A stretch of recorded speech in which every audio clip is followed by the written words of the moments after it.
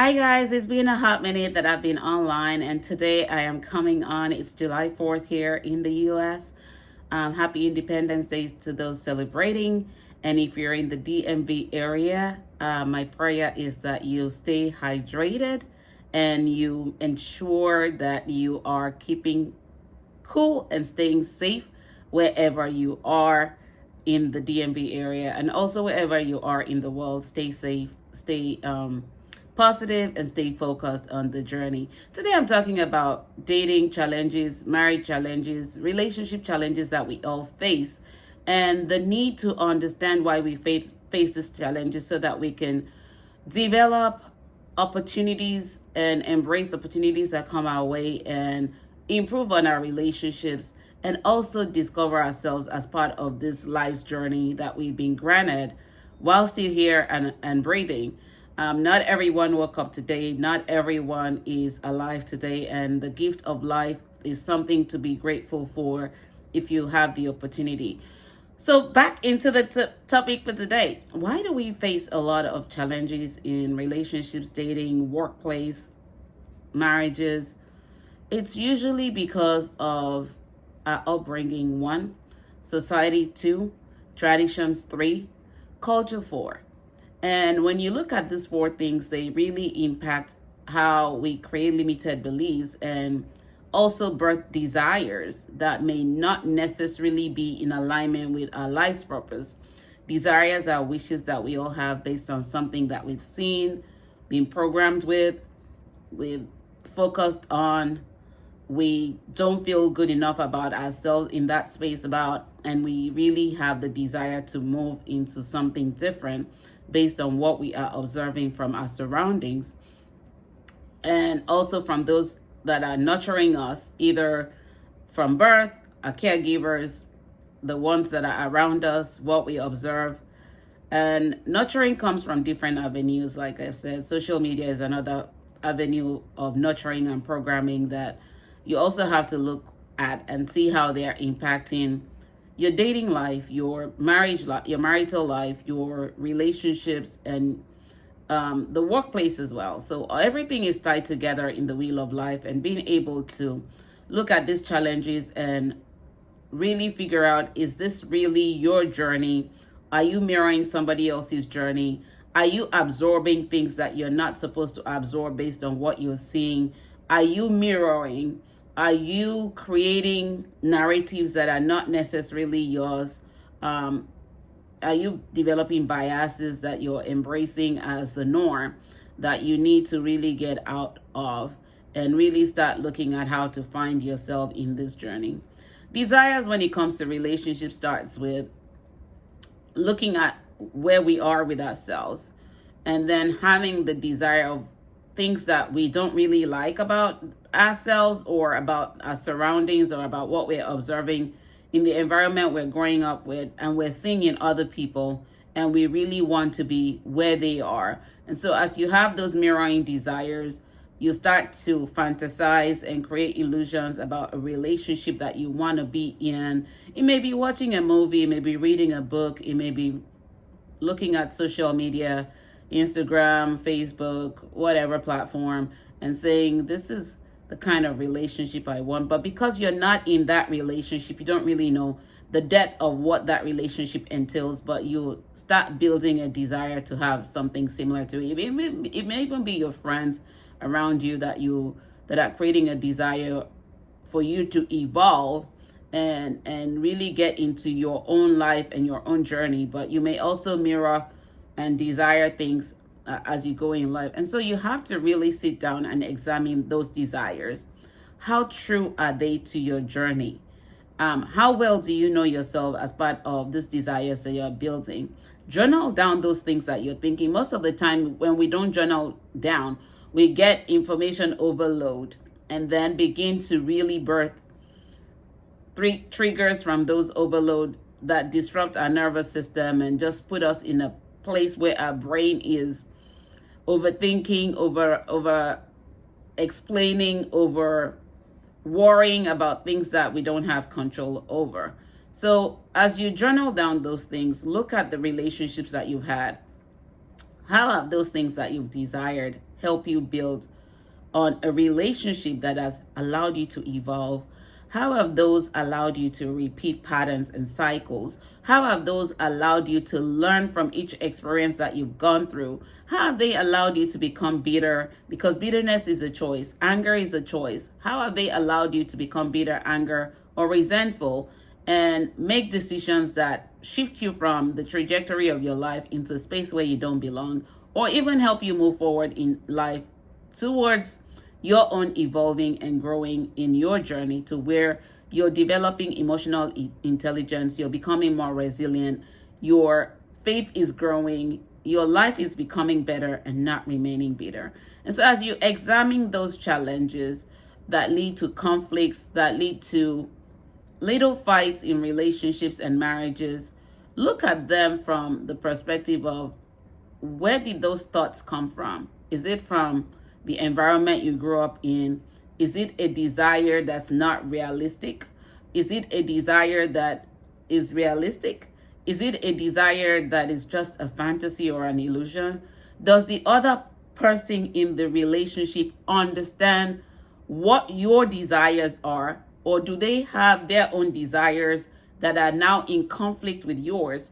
And how are you able to sit down together and really evaluate these things that you're thinking about on both sides, and really asking yourself, are they in alignment with your life's purpose?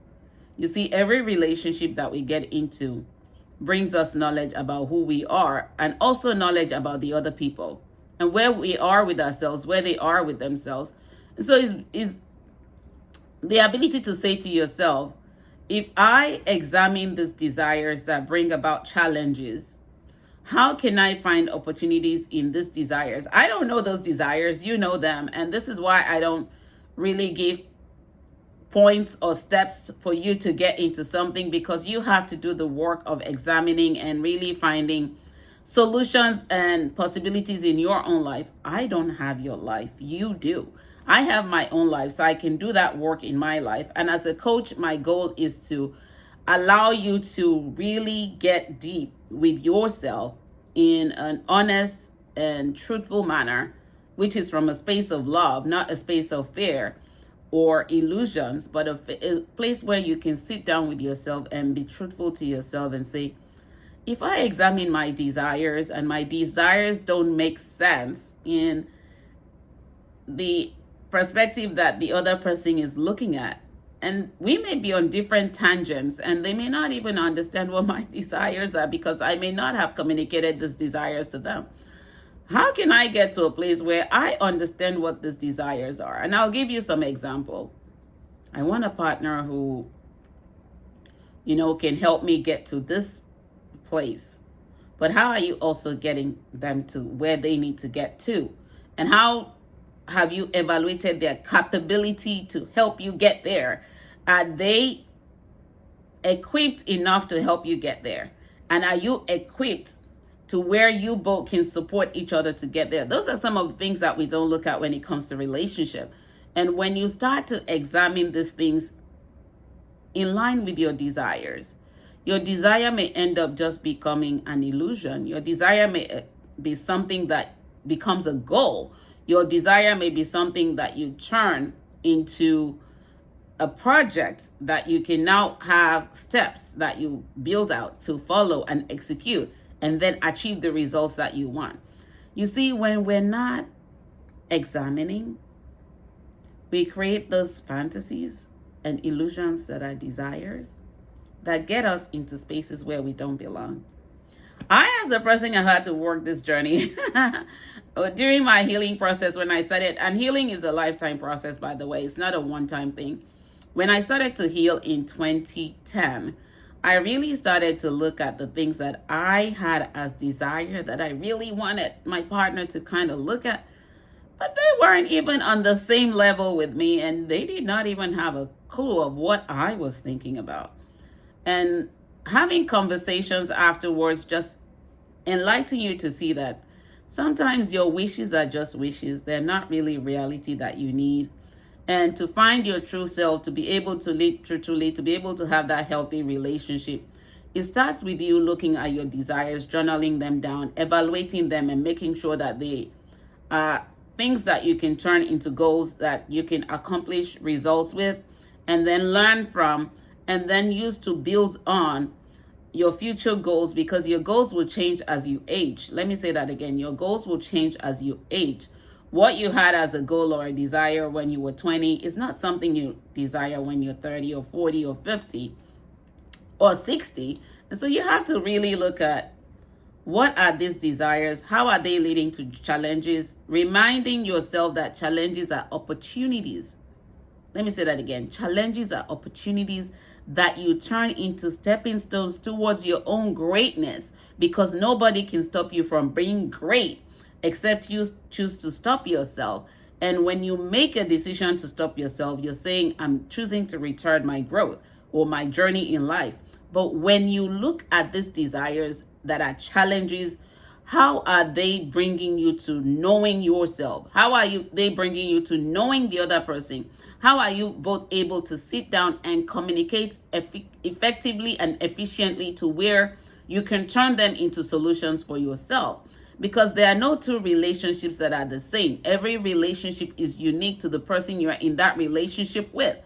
And as long as you're in different relationships, the uniqueness brings you your life lessons and blessings that you now put towards setting goals, building on yourself, becoming healthier, not resentful, being able to forgive, and being compassionate towards yourself while you learn self-respect, set boundaries, and then build on better relationships going forward. So those challenges that you're facing, I don't know them, you know them.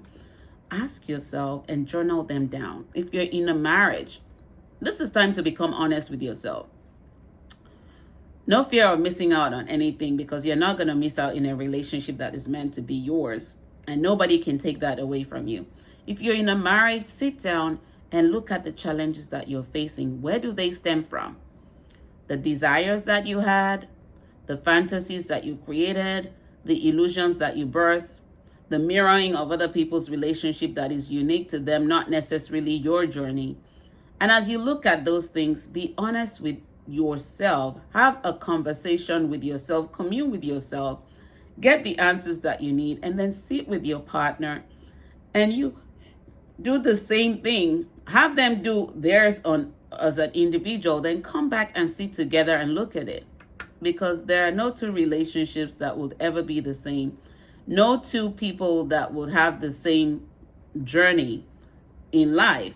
But we come together to form a partnership in a relationship or a marriage, to where we can now build upon and build that support, solid foundation that helps us now raise another generation that is building better, not bitter. And as you look at it, eliminate what the society has taught you, eliminate what the culture has taught you, eliminate what you're mirroring on social media, eliminate whatever limited beliefs or biases that you have, and be real with yourself. Because the truer you are to yourself, the more you're going to invite peace into your life and the chaos that every other thing is bringing you. And the more you become peaceful within, the more your reasoning and evaluation of your life becomes better.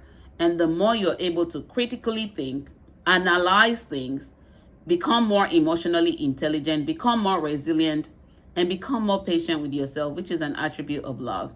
And when you do all these things, the challenges that you face are now stepping stones to your greatness and growth, and not an obstacle to your relationship, your marriage, your dating experience, or your workplace relationships either.